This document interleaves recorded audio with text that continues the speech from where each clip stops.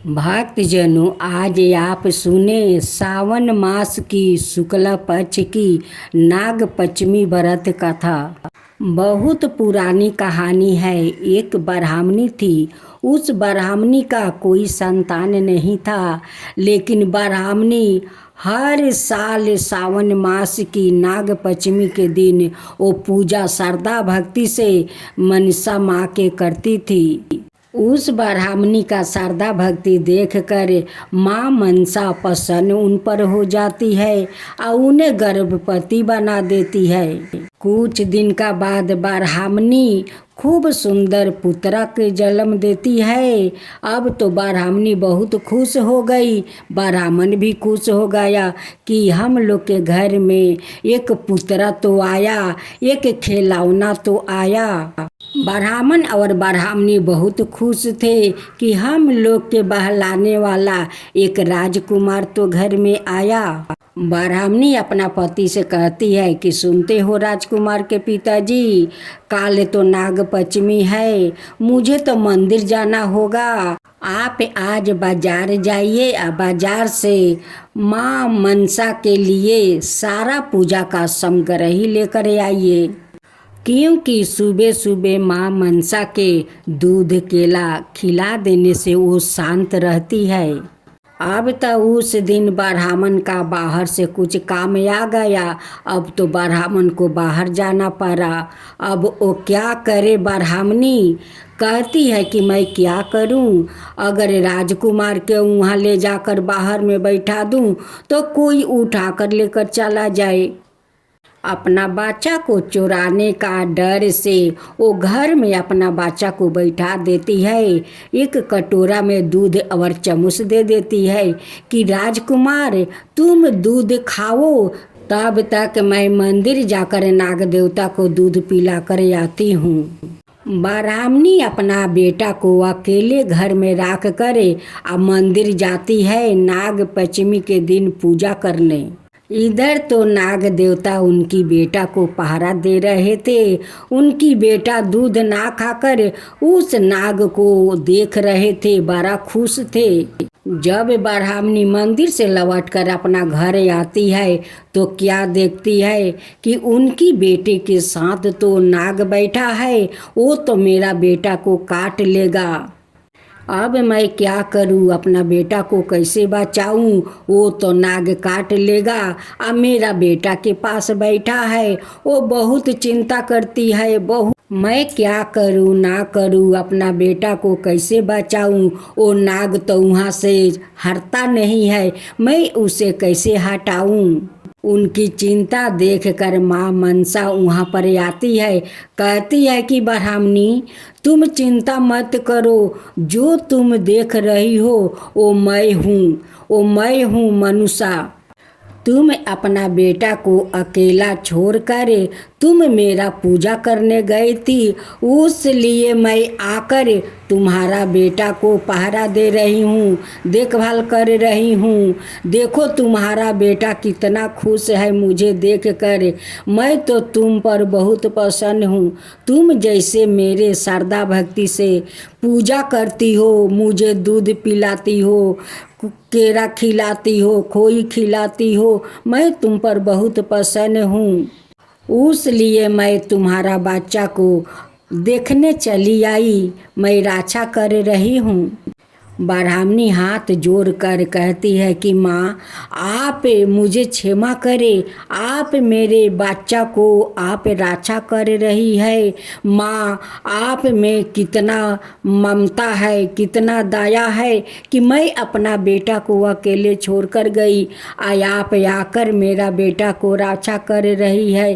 धन्य है माँ, धन्य है। आपको दर्शन पाकर मैं तो धन्य हो गई, मैं तो धन्य हो गई माँ, धन्य हो गई। जैसे आप मेरा बेटा को रक्षा कर रही है, वैसे ही सब बच्चों को रक्षा कीजिए, सब माँ को बच्चों को रक्षा कीजिए। माँ सबको रक्षा कीजिए, सबका ऊपर कृपा कीजिए। जय माँ मनसा, जय माँ मनसा। आप सुनेंगे एक गरीब किसान और सांप की कथा। एक गांव में एक किसान रहा करता था। वो बहुत गरीब था। किसान ने धन पैदा करने के लिए कई प्रयत्न किया करते थे, परंतु हर बार वो अपने प्रयत्नों में असफल रहा। एक दिन किसान अपने खेत से उदास से लौट रहा था। रास्ते में देखा एक सांप फन फैलाए बैठा है। सांपों को देखकर किसान ने सोचा कि यह सांप हमारे कुल का कोई देवता है। शायद इसके श्राप से मैं अब तक निर्धन हूँ। यदि यह सांप मुझसे प्रसन्न हो जाए तो मेरा काम चल जाएगा।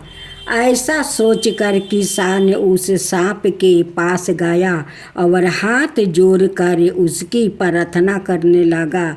सांप वैसा ही फन फैलाए बैठा रहा, ना हिला ना डोला। किसान प्रार्थना करने के बाद घर गया और घर से एक कटोरा में दूध भर के ले आया। दूध सांप के आगे रख कर किसान घर लौट आया। दूसरे दिन किसान अपने खेत पर लौटा तो देखा कि उस दूध के खाली कटोरे में एक मोहर पड़ी है। मोहर देखते ही किसान बड़ा प्रसन्न हुआ। किसान ने अपने चारों ओर देखा, परंतु सांप नजर ना आया। किसान को विश्वास हो गया कि यह हो ना हो कोई देवता है, मुझे इसकी प्रतिदिन कुछ सेवा करनी चाहिए। ऐसा सोचकर किसान ने यह निश्चित किया कि वो रोज कटोरे में दूध भरकर सांप के स्थान पर रख आएगा। किसान ऐसा ही किया। वो सांप के बिल के द्वार पर रोज दूध का कटोरा रख आता। सांप दूध पी लेता और दूध पीकर एक मोहर डाल देता।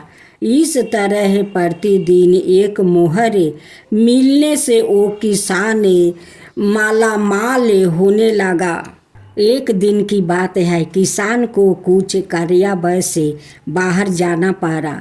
किसान ने चलते समय अपने लड़के को समझा कर बता दिया कि सांप देवता को रोज नियम से दूध पहुंचा दिया करना। लड़का ने ऐसा ही किया। वो प्रतिदिन निश्चित समय पर दूध का कटोरा सांप के बिल के पास रख आता और दूसरे दिन उठा लाता। एक दिन किसान के लड़के ने सोचा, सांप के बिल में कोई खजाना है। सांप दूध पीने के बाद रोज एक मोहर खाली कटोरे में डाल देता है। मैं सांप के बिल को क्यों ना तोड़कर सारा खजाना निकाल लूं। आखिर रोज रोज इस तरह दूध लेकर आने में तकलीफ होती है। ऐसा सोच कर उसने सांप का बिल को तोड़ना शुरू कर दिया। सांप घबरा कर बाहर निकला। लड़के ने सांपों को भी मारना चाहा। सांप बच गया और उसने लड़के को काट लिया। सांप के काटते ही लड़का मर गया। किसान को जब अपने पुत्रा के मरने का पता लगा तब वो दौड़ा सांप के बिल के पास पहुंचा। सांप फन फैलाए बैठा था। किसान सांपों को देख कर अपने पुत्रा के लिए प्राण दान मांगने लगा। सांप बोला, अरे किसान, जो दूसरों को नुकसान पहुंचा कर अपना फायदा करना चाहता है, उनका यही हाल होता है। निस्वार्थ भाव से जो सेवा करता है उसको सदा अच्छा फल मिलता है। किसान रोता हुआ अपने घर लौट आया।